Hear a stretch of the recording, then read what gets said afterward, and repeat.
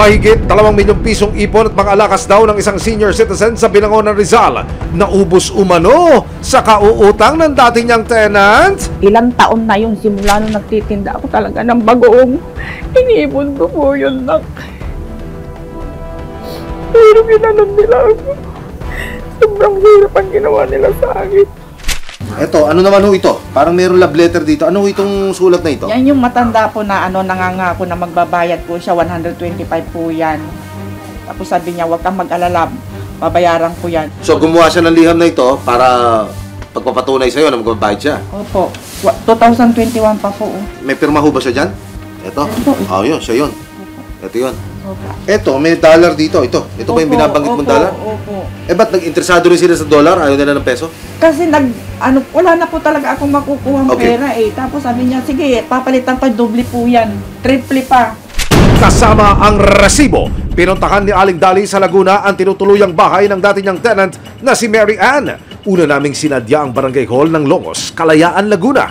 Ayon sa chief tanod ng barangay, kilala na raw pala sina Mary Ann sa hindi pagbayad ng mga utang. Hindi lang po na siguro isa o dalawa. Masani talagang meron na po rin utang sa pera, ganyan lang. Wala namang iba puro ganyan na lang sa laging sa utang. Sinubukang ipatawag ng barangay si Mary Ann pero Ay, utang. Kung sa iyo ito, kung magtinatay kayo, magtinatay lang daw sila. Punta na lang natin. Pwede naman po. kasama ang resibo, nagtungo ang barangay at si Aling Dali sa tirahan ni Mary Ann. Pero pagdating doon, pinagsarhan sila agad ng pinto. Anak. Ba't masama ka? Siyempre, paano ka binigay? Hindi naman tagal-tagal mo na kaya utang niya, ba't hindi mo binabayaran? Si Mary Ann ayaw na talagang harapin si Aling Dali. Bakit hindi ka lumabas?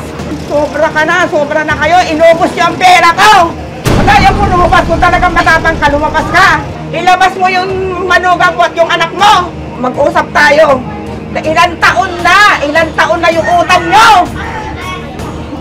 Ilang taon na, nagpasarap kayo sa pera ko! Ilang saglit pa, tumatawag na ang manugang ni Mary Ann na si Jane, hindi niya tunay na pangalan. Wala pa, tita. Ah. Ano po kaya yung sinasabi ni tita? Sabi ko, diba po, ako sa'yo ng bike parati po. Ah. February, wala namang katapusan yun eh. Kasi naman, napakatagal na yung anong gagawin mo dyan? Hulog-hulugan? Hindi na ako papayag na gano'n ang mangyayari.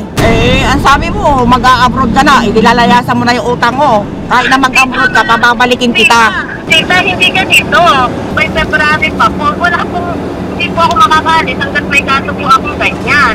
Dapat lang, bayaran nyo na lahat yan para wala nang problema. Ang nga po, tita, yung utang ko po, babayaran ko po kalahati. Pero yung full po, hindi ko po talaga kaya, tita.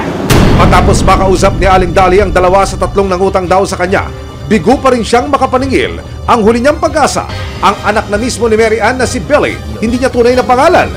Pero hindi rin siya kinarap ni Billy. Nagsinungaling Ayaw niyang aminin yung mga ginawa nila. Dapat isama din sa listahan sa pagdidimanda sa kanila. Kailangan silang 3. Maraming salamat sa panonood, mga kapuso. Para masundan ang mga reklamong nasolusyonan ng resibo, mag-subscribe lamang sa GMA Public Affairs YouTube channel